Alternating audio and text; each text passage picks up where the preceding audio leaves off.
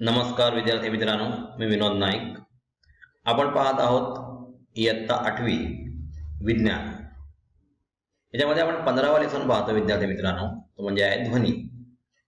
आतापर्यंत 2 सेशन आपण बघितले. त्याच्यामध्ये ध्वनीची निर्मिती कशी होते याच्यासाठी आपण नाद काट्याचा एक्सपेरिमेंट बघितला. त्याच्यामध्ये नाद काट्याच्या ज्या भुजा आहेत, प्रॉन्ग्स जे आहेत, ते आत बाहेर त्यांची हालचाल होते, म्हणजे कंपन तयार होतात आणि त्या कंपनांपासून ध्वनीची निर्मिती होते. याच्याविषयी आपण जाणून घेतलेला आहे. त्याच्यानंतर विद्यार्थी मित्रांनो, आपण पाहिलं की ध्वनी निर्माण झाल्यानंतर तो आपल्या कानापर्यंत येण्यासाठी कोणत्या तरी माध्यमाची आवश्यकता असते. आता आपल्याकडे असलेलं माध्यम कोणतं आहे, तर ते माध्यम असतं हवा. हवा हे माध्यम नसेल किंवा कोणतंही माध्यम नसेल, माध्यम 3 प्रकारचे आहेत: स्थायू, द्रव किंवा वायू. यांच्यापैकी कोणतंही माध्यम नसेल तर ध्वनीचं प्रसारण होऊ शकत नाही. आता हवेसाठी आपण एक एक्सपेरिमेंट बघितला होता. त्याप्रमाणे त्या जारमध्ये जी घंटी वाजते ती आपण निर्वात पोकळी तयार केल्यानंतर तो आवाज हळूहळू कमी होत जातो, ते आपण पाहिलेलं आहे. विद्यार्थी मित्रांनो, कशा प्रकारे कॉम्प्रेशन आणि रेअर सेक्शन तयार होतात याच्याविषयी सुद्धा आपण जाणून घेतलेलं आहे. त्याच्याविषयी थोड्या प्रमाणात आपण ह्या सेशन मध्ये सुद्धा पाहणार आहोत.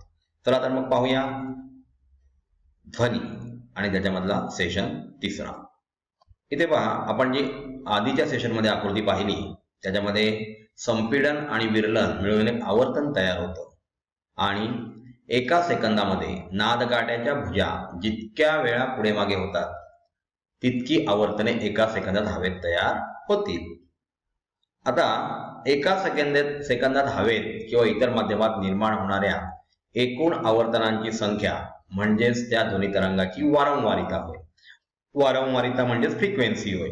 आता वारंवारिता जी आहे तिचं एकक आहे हर्ट्झ. म्हणजे एका सेकंदामध्ये किती आवर्तन निर्माण झाली आहेत, किती वेळा त्याची हालचाल झालेली आहे, त्यानुसार त्याची फ्रिक्वेन्सी ठरत असते. जर एका सेकंदात 1 कंपन झाले तर त्या कंपनाची वारंवारता 1 हर्ट्झ एवढी असते. उदाहरणार्थ आकृतीत दाखवलेला नादकाटा जो आहे, आधी बघितला आपण, तो 512 वेळा कंप पावतो. म्हणजे या नादकाट्याच्या कंपनामुळे एका सेकंदात 512 आवर्तने निर्माण होतील. त्यामुळे त्यापासून निर्माण होणाऱ्या ध्वनींची वारंवारिता 512 एवढी आहे, 512 हर्ट्झ एवढी आहे. आता हे जे हर्ट्झ आहे त्याचं एकक आहे. हर्ट्झ नावाच्या सायंटिस्टच्या सन्मानार्थ ते एकक त्याला दिलेलं आहे. एखादा नादकाटा किती वारंवारतेने कंप पावेल हे त्याच्या भुजांचा आकार, लांबी आणि जाडी आणि तो नादकाटा कोणत्या पदार्थापासून बनलेला आहे या सर्व गोष्टींवर अवलंबून असतं. जेवढ्या भुजा लांब असतील तेवढी त्याची वारंवारता कमी होत जाते, जेवढ्या भुजा कमी असतील तेवढी वारंवारता वाढते. तर त्याच्या भुजांचा आकार किती आहे, त्याची लांबी किती आहे, त्याची जाडी किती आहे, याच्यानुसार त्याची वारंवारता म्हणजेच फ्रिक्वेन्सी ठरत असते. आता बघा, आपण म्युझिशियन जे असतात ते अशा प्रकारची वाद्य निर्माण करत असतात. बघा, 6 ते 7 ग्लास आपल्याला ओळीत ठेवायचे आहेत. त्यामध्ये क्रमाक्रमाने वाढत्या पातळीचे पाणी भरत जायचं आहे.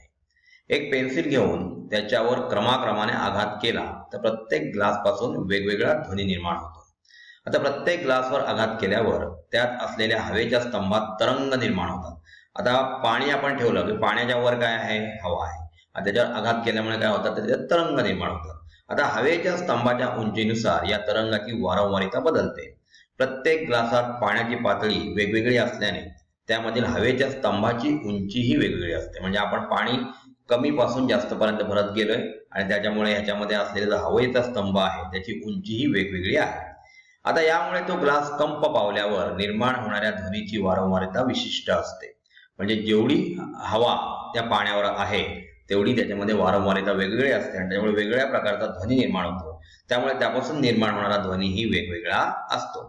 आता अशा प्रकारच्या गोष्टी आपण YouTube वरून जलतरंगाचे व्हिडिओ आपण डाउनलोड करू शकतो आणि आपण ते बघू शकतो. तर अशा प्रकारे वेगळ्या प्रकारची वाद्य जी असतात ते संगीतकार तयार करत असतात आणि वेगळ्या प्रकारचे ध्वनी निर्माण करत असतात.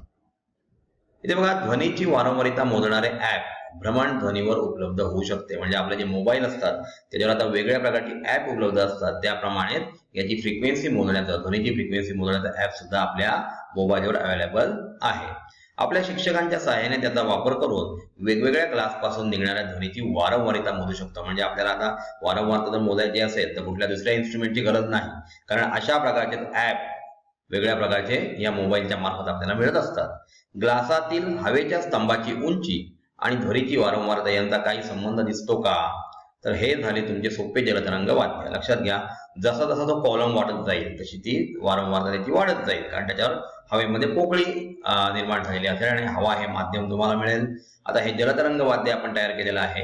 वेगवेगळ्या आकाराची स्टीलची भांडी घेऊनही आपण प्रयोग करू शकतो. विद्यार्थी मित्रांनो, लक्षात घ्या की अशा प्रकारचे वेगवेगळे साऊंड्स अगदी म्युझिशियन जे असतात हिंदी चित्रपटसृष्टीतील किंवा मराठी चित्रपटसृष्टीतील किंवा इतर भाषांमधील, ते सुद्धा अशा प्रकारे वेगवेगळ्या प्रकारचा वापर करून विविध ध्वनी तयार करत असतात.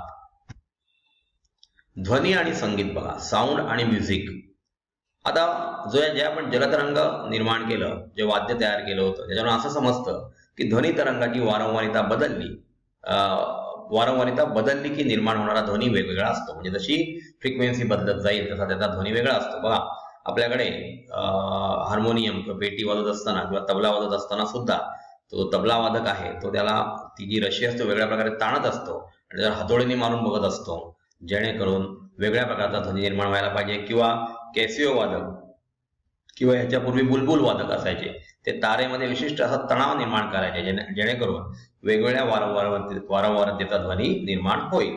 ध्वनी तरंगांच्या वेगवेगळ्या वारंवारतेमुळे वेगवेगळ्या स्वरांची निर्मिती होते. संगीतामध्ये स्वर निर्मितीसाठी वेगवेगळ्या प्रकारच्या वाद्यांचा वापर केला जातो. आता आपल्याला माहिती वाद्य कोणकोणती असतात, त्याच्यामध्ये सतार असते, व्हायोलिन असतो, गिटार यांसारख्या तंतू वाद्यांचा, तंतू म्हणजे तार आहे. त्याचप्रमाणे बासरी जी सुशीर अशी वाद्य आहेत, सनई, चौघडा आपण बघितले त्यामध्ये सनई यांसारख्या फुंक वाद्यांचा वापर होतो.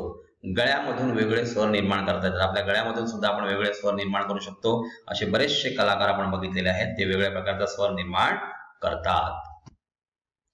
इथे पहा, आपण आपल्या भारतातील जे संगीत आहे त्याच्यामध्ये सारे ग म प ध नी या सप्त सुरांचा वापर करतो. या प्रत्येक सुराची वारंवारता काय असते बघा, हर्ट्झ मध्ये. सा हा जो पहिला स्वर आहे त्याची 256 हर्ट्झ आहे, रे ची 280 हर्ट्झ, ग ची 312 हर्ट्झ आहे, म ची 346 हर्ट्झ, प ची 384 हर्ट्झ, ध 426 हर्ट्झ आणि नी ची 480 हर्ट्झ. म्हणजे आपल्याकडून जेव्हा सा रे ग म प ध नी सा असं जेव्हा आपण बोलत जातो तेव्हा हा स्वर जो आहे तो उच्च उच्च होत जातो, म्हणजे त्याची वारंवारता वाढत जाते.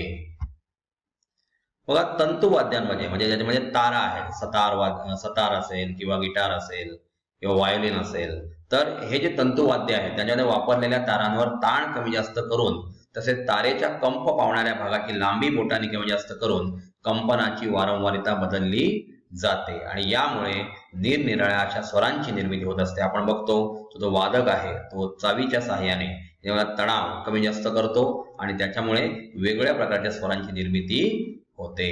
बासरी सारख्या फुंक वाद्यात बोटांनी बासरीवरची छिद्रे दाबून किंवा मोकळी करून बासरीतील कंप पावणाऱ्या हवेच्या स्तंभाची लांबी कमी जास्त केली जाते. आपण बघा, ते जे वाद्य आहे, बासरी हे वाद्य आहे, त्याच्यामध्ये होल्स असतात आणि त्याच्यावर आपण बोटं ठेवून वेगवेगळ्या प्रकारची गाणी वाजवत असतो किंवा वेगवेगळ्या प्रकारचा ध्वनी निर्माण करत असतो, म्हणजे जो स्तंभ आहे त्याची लांबी इथे कमी जास्त केली जाते.